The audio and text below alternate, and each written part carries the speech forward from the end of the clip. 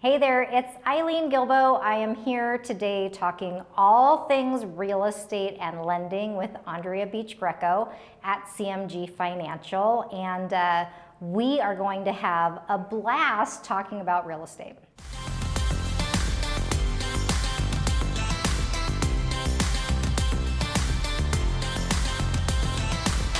All right, so we are just going to talk about everything that we think people might be interested in the real estate market. You in lending, what are you seeing with interest rates? So right now, and it depends if you watch the news or listen to the media, there's talk about low interest rates, but then on the flip side, there's also talk about inflation concerns. Right. And whether people realize it or not, inflation is the arch enemy of bonds, which controls interest rates. So we have this love-hate relationship going on right now where interest rates are starting to rise because inflation is a concern. However, with our economy not fully back to where it should be, there's some scarcity going on. So with that said, a lot of people are wanting to pull the trigger, but are kind of on the fence. So we have this love-hate relationship going on with interest rates. But for the most part, interest rates are at all-time lows, and Right. it's truly a great time for people to take advantage of that. Yeah, so I mean, I remember when my parents bought one of their homes in the 80s, they paid 18%. Yes. And I don't know that people realize that at one point in time, that is where interest rates were. So when you're looking at where they are now, I mean, historically, it seems like a no-brainer. Yeah. Yeah. Well, I've been in the business 25 years, and when I bought my first home, I paid 10%.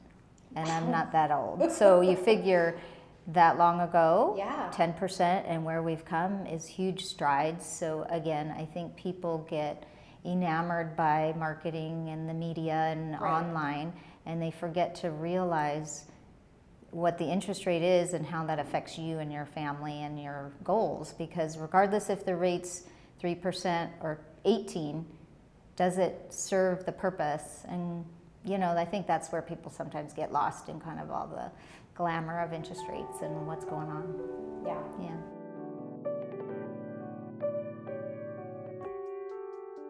So I have a lot of clients asking, you know, how the market is and what's going on with the inventory in Las Vegas.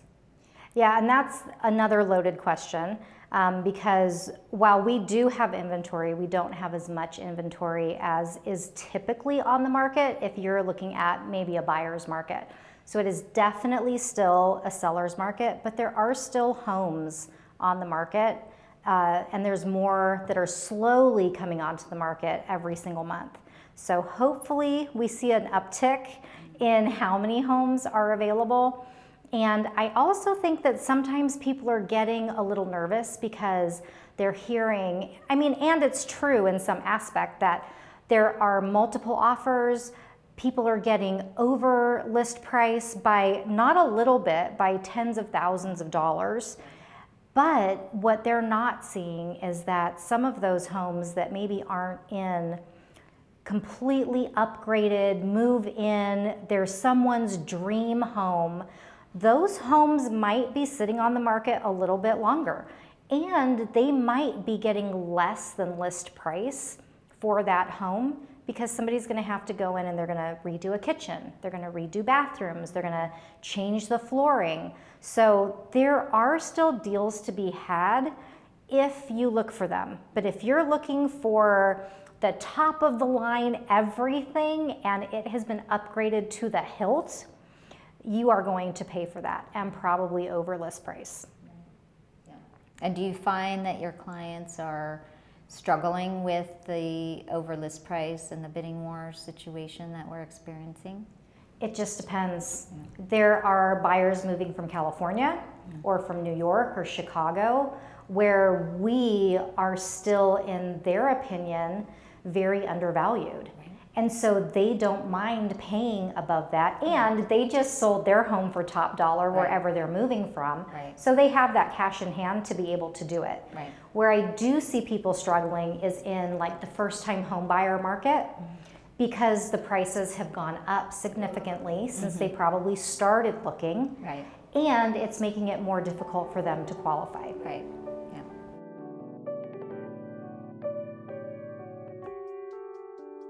One of the questions I'm asked all the time by clients who have lived in their house for maybe a couple of years is, should I still refinance? Because I'm hearing that interest rates are skyrocketing. And, you know, I think that's a little bit funny because yes, they are going up, but skyrocketing is not a word that I would necessarily use. So what do you think about refinancing right now? Well, I can tell you that true. It goes back to the media exploiting certain words that are not accurate. Rates are at all-time lows, and you know, a home loan's unique just like you and I. So it's not one size fits all. So when one person wants to refinance, they have different goals than the next person or their neighbor. So if someone were to come to me about refinancing, of course, initially I'd say yes, it is a great time to refinance, but let's reevaluate your goals. What are you trying to accomplish? Yeah. Because there are other reasons for refinancing, not just getting the lowest rate. So Right. on the surface, I'd tell you, yes, it is a great time to refinance, but let's dig deeper into your objectives and figure out what you're trying to accomplish to make sure it's a good decision for you. Yeah. And again, I get that question all the time too. Yeah, I'm sure you have people calling you constantly, you know, asking about rates. So another question that I do get all the time is people freaking out about the median home price going up. And I know that you have a tool that people can use when they are looking at that median home price and saying, but I don't want to offer more than what the market is showing that the house is worth. Which, I mean, I tend to agree. You know, being a little gun shy from the market crash that we had, I tend to play it also on the safe side for my clients. But I know that you have a tool that people can use. Can you explain to me how it works? Sure. So initially, again, I always try to refer the clients back to the realtor because they're the expert in the market. And yes, I have some tools and I have some expertise, but I always would try to refer them back to you because you're the expert. But the tool that I have is just something that will show the client if they offer over list price, depending upon what that amount is and how far they go, it will show them how long it will take to break even in the market with natural appreciation. Because of course, as you know, with this market going gangbusters, it can't sustain. And at some point it will flatten or level off. So we try to show them, let's make informed decisions, look at what the numbers are, and then deflect back to the realtor so that we can talk to them about what the next best step is. Yeah, and that way they can make an informed decision. They have information that they can actually look at, process, and then decide if that course of action is a good one for them and their family. Exactly. Yeah. And then they can feel good about if they want to overpay or they feel like they're overpaying, that they've made a good decision rather than just throwing their money out there and going, okay, let's, like we're playing craps and here we go, Right. let's see if it sticks. Right. So. Yeah, that's a very valuable tool, I think, to have. Yeah, it's helped a lot of my clients. Again, just making an informed decision to remove the emotion because as you know, a lot of your job is emotional and clients get pulled sideways and backwards and forwards, and I'm trying to reel them back in and keep them on the straight and narrow because, you know, we're talking a large amount of money and a commitment for the next 30 plus years. So we want to make sure we try to keep them on the right path. Right. So.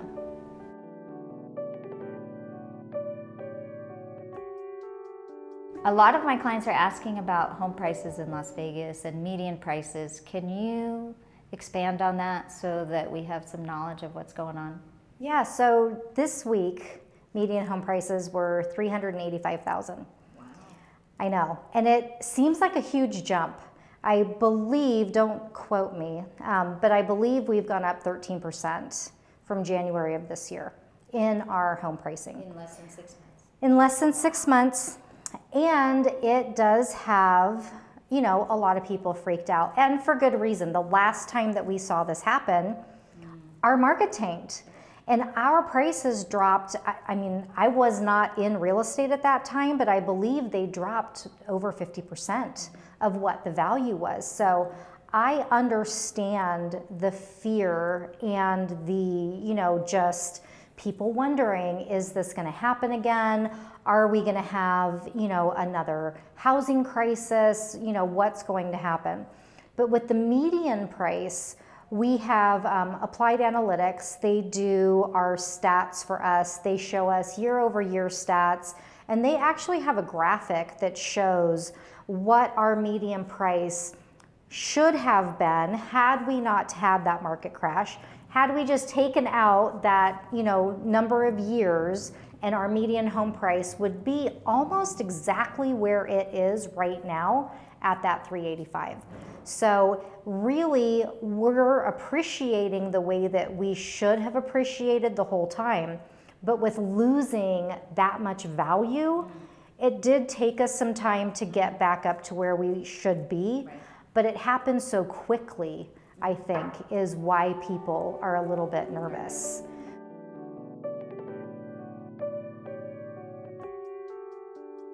With the median home price, and we know that the governor's moratorium on renters was just lifted, do you expect to see any change? I mean, we have less than 1% of our inventory right now is short sale or foreclosure. Do you see that changing anytime soon? Well, I think with the CDC's lifting their moratorium in the end of this month, being June, we will see some changes. But unfortunately, what I've heard is that the court systems are backed up with evictions and different processes. So I don't think that you and I will see the effects of that until at least later this year, because if the court systems are backed up in being able to serve those notices, you and I are not going to see that. And as far as affecting inventory, my opinion is that until the forbearance moratorium is lifted, you and I are not going to see a change in forbearances or short sales and how that's going to come. So I believe that's into next year. Yeah, I think so. And I have been, we've been keeping an eye on it. Our brokerage, we meet every week. We talk about everything happening in the market at length. And we really are keeping an eye on this. And we do believe that we are going to have some more short sales. We're going to have some more foreclosures. What I'm hopeful of, though, is that at our low point, we had over 70% of our homeowners had negative equity, meaning they owed more for their house than it was worth, as you know. But now we have less than 3% at this point in time. So we'll keep an eye on those trends and see how high they go. And, I know you and we're going to do this on a monthly basis, so we'll keep everybody informed as to what we're seeing with the market. Yeah, at the moment, again, statistically, Americans have the most equity since the crash. So the market today is a very different outlook than it was prior to the crash, because prior to the crash, there wasn't any, quote, skin in the game, right? So people decided, well, I bought it with 100% financing, the market tanked, I'll dump it. Today, they have significant equity, they're not willing to let that go. So I think the climate of our market is going to be different, but it's a little soon to tell what's going to happen going forward. Well, but the good news is you and I keep an eye on all of that, so we can keep everybody informed.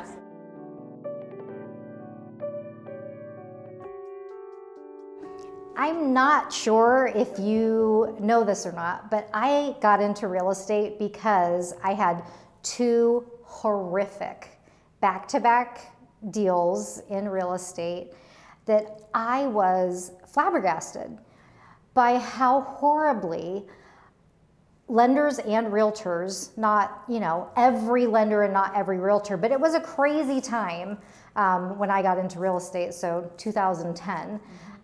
It was just unbelievable to me that somebody who had control over one of the largest assets that you may ever have in your life could be so careless with your future, your finances, your mental well-being. And so that is how I ended up in real estate. So how would you approach knowing if someone was the best lender or the best realtor for you or your family?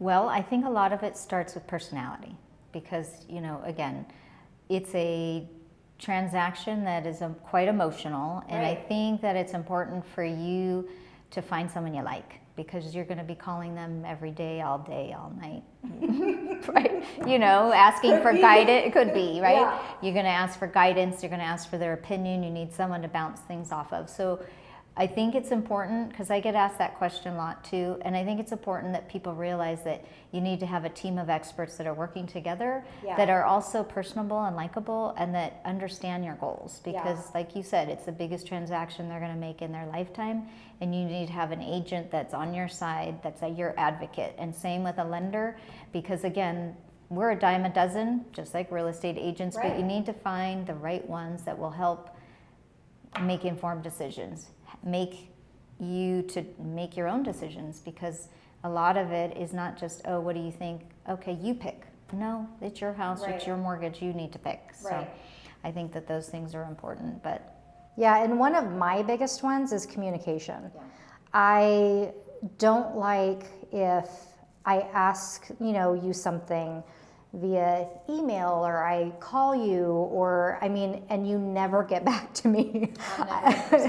Right. Well, you are not like that. So that is one of the things that I truly appreciate about you. But I feel like sometimes when things go sideways or there's an issue, some agents and lenders go radio silent. Yes. And you don't know, oh my gosh, now you feel like you're out here alone, exposed, and you have no one in your corner advocating for you at all. So, I think it has to start with awesome communication. It does. And I think the other part of that is trust. I think it's important for the lender and the realtor to trust each other, because if you can't trust me to talk to your clients or speak as we're speaking now, and you go, well, Aundrea is never going to say something that I wouldn't say, or vice versa, then there's a breakdown. Because it's, again, this big transaction where there's a lot of moving parts, and we have to communicate and trust each other, and I think that's huge in a transaction like this. I completely 100% agree. Yeah. We hope that you really enjoyed this discussion about the Las Vegas real estate market today, and we are going to do this once a month. So if you have questions, if you want to see certain stats, if you have maybe even an area of town that you're interested in knowing what that home might be worth, let us know, leave a comment. We will answer that question on our next episode. And if you are in need of a fabulous lender or a fabulous real estate agent here in Las Vegas, our contact information is below.